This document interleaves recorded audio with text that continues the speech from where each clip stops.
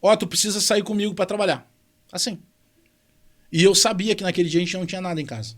Entendi. Naquele dia, tá? A gente não passava Sim, fome, mas naquele dia não tinha. Naquele dia, por um acaso... Não tinha o que fazer. Meu pai doente, meu irmão mais novo ali, então... A minha mãe pegou uma fichinha, porque o Vale Transporte era uma fichinha. Sim. Pegou uma fichinha emprestada e foi até Ipanema. Nós morávamos na Restinga. Ipanema era o bairro da burguesia em Porto Alegre antigamente. Aqueles casarões. Até hoje tem, né? Mas não é mais da burguesia, porque hoje tem os condomínios fechados. Mas era ali. E aí eu me lembro que, moleque, né? Guri, eu passei por baixo da roleta. Só tinha a ficha. E olha só, minha mãe pediu uma, não pediu de ida e volta. Pediu uma. Uma só. Ela tinha que acertar aquele tiro. Então, quando a gente desce ali na Restinga, a gente dizia que o ônibus vinha cheio e ali esvaziavam porque eram as mães de família que desciam para trabalhar. Aí no final do dia, quando chegava o ônibus ali, enchia de novo, porque eram elas voltando para casa. E a minha mãe, era um dia muito quente, cara, muito calor, a minha mãe começa a bater de casa em casa e a minha mãe em nenhum momento pediu nada.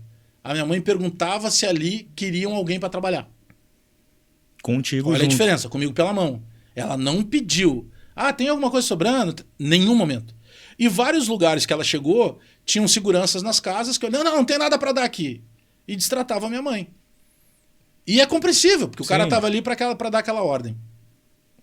Aí a minha mãe chama, quando a gente chega numa casa que tinha um muro baixo, tinha uma senhora chamada Dona Dirce, tá? Seguramente essa senhora não tá mais entre nós, porque na época ela já devia ser uma senhora de uns 70 e poucos anos. Ela tava aguando com a mangueira, botando água no jardim. E tava muito calor, a minha mãe deu bom dia para ela, ela respondeu minha mãe e a minha mãe perguntou assim, a gente pode tomar água da mangueira? E aí ela olhou para mim e disse assim, não entendi. E aí a resposta da minha mãe já foi diferente, porque a minha mãe disse assim, pá, vai negar, né? O que a minha mãe no instinto fez? Pode dar água pro meu filho, que ele tá com sede? Esqueceu dela. E pensou em mim. E aí a dona disse, vocês querem água? Só que eu tô te falando de uma forma, esse relato ele é muito rápido, esse diálogo. E aí a minha mãe disse, não, eu queria dar água pelo menos pelo meu filho. Não, entrem aqui. Cara, ela nos botou pra dentro da casa dela, sem nunca ter nos visto. Aí entra aquela parte que eu falei de coisas que eu acredito. Pra mim, a dona Dirce era um anjo. Que algo mais forte nos fez bater naquela casa. Ela nos botou, cara, pra dentro de casa. E eu lembro como se fosse hoje, assim, tinha um piano gigante. Gigante um piano, assim.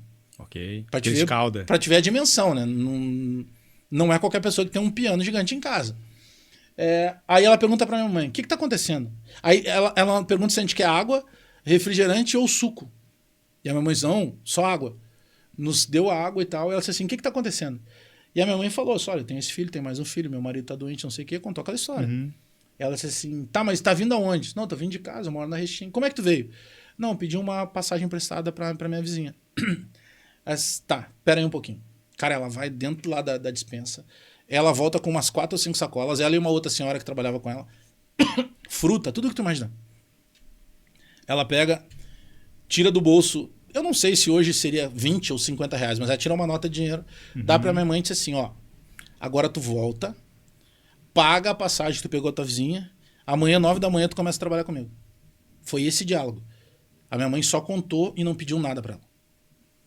Aí a minha mãe volta e começa a trabalhar na casa da Dona Dirce. A Dona Dirce era dona de uma agência de modelos mirins. Olha que louco isso, cara. E aí naquele dia ali, ela começa a conversar e eu sempre fui muito descolado assim pra falar. Eu devo ter falado alguma coisa que impressionou ela. Aí a minha mãe passa a trabalhar com ela. Um dia a minha mãe chega e aí as coisas melhoram. Porque a minha mãe já tinha um dinheiro, a minha mãe sempre trazia alguma coisa, uma sobra lá do almoço, uma torta que se fez, uma carne, já reforçava a alimentação de uma maneira que a gente não tinha acesso, que era sempre o básico, né? Então começa a melhorar tudo. Pro nosso padrão, nossa, melhorou por 200%. E aí um dia minha mãe disse assim, só amanhã tu te arruma, né? O que tinha ali, porque a dona disse que quer que eu te leve lá. Beleza, no outro dia eu fui com a minha mãe. Aí, cara, a dona Dirce pega e começa a conversar comigo, explicar o que ela fazia, não sei o quê. Olha a cabeça dela, cara. Ela arrumou uma maneira de ajudar mais a gente. O que ela pensou? Ela disse, eu vou pegar esse menino, vou vestir ele vai fazer os desfiles junto com a galera lá. Da escola de samba. Não, nós estamos falando de um desfile de uma Ah, agência desfile de de moda. modelos dentro da ABB, Ah, entendi. ali em Ipanema. Sim, da BB. Da ABB, tu imagina, a ABB Elite hoje, imagina naquela época. Aí, então o que ela faz com isso? Toda vez que eu ia e participava do desfile, ela pagava o cachê pra mim e pra minha mãe, e ela levava a minha mãe como auxiliar de cozinha do evento. Pagava mais um cachê pra minha mãe. Olha que louco isso, cara. Cara, Aí- que história linda. Aí tem um dia que ela pega, e ela diz assim pra mim, eu vejo que tu fica olhando o piano, e eu ficava olhando mesmo. Eu digo, ela disse assim, tu gosta de piano? Aí eu digo assim, eu gosto. Assim, então eu vou tocar pra ti. Cara, ela começa a tocar uma música, eu digo assim pra ela, isso é Beatles. Por que eu digo isso, cara? Porque a minha irmã, uma das únicas irmãs que eu tenho de toda essa penca de criança que meu pai fez, a minha irmã, os dois já são falecidos, infelizmente. Ela foi casada, o meu cunhado era bitomaníaco. Escutava... Eu tenho um sobrinho chamado Sean Lennon, que é o filho do John Lennon com a Yoko. Pra te ver o nível Do... do que Fizeram o cara fã, era né? de bitomaníaco. Então, eu ouvia Beatles toda vez que eu ia na casa da minha irmã. O cara é bitomaníaco, cara, eu sei toda a história, como é que matou, quem matou, por que brigaram, o DVD é aquele que ele fica com a Yoko e a imprensa ao redor do colchão que eles estão dormindo e tal. Eu sabia tudo isso. Então, quando ela começou a meter os acordes, eu digo, isso é Beatles? Eu disse, cara, Ela brilhou os como olhos. assim? Que idade tu tinha, Bajé? Ah, brother, aí a gente tá falando isso aí, já devia fazer uns 3 anos que a minha mãe tava lá. Então foi de 9, 10 anos, 10 anos por aí. Uns 10 anos de idade. Mas tu imagina o que é na cabeça dela. Olha o choque de coisas que eu tô te contando. Ela abre a porta para pessoas que ela nunca viu. Ela melhora o dia daquelas pessoas. Ela emprega aquela família. E aí ela vai conversar com o guri daquela família e descobre que o guri sabia o que era Beatles. Que na cabeça dela, acho que te surpreendeu ela também. Sim.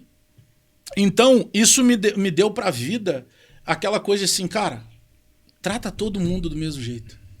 Porque ela nos tratou do mesmo jeito, como se a gente fosse... Ela nunca chamou minha mãe de empregada. Eu me lembro dela comigo pela mão, entre as mesas assim da bebê, e dizendo, esse é filho da Maria que trabalha comigo. Não interessa se a minha mãe era tradutora, professora dela. Minha mãe era faxineira dela.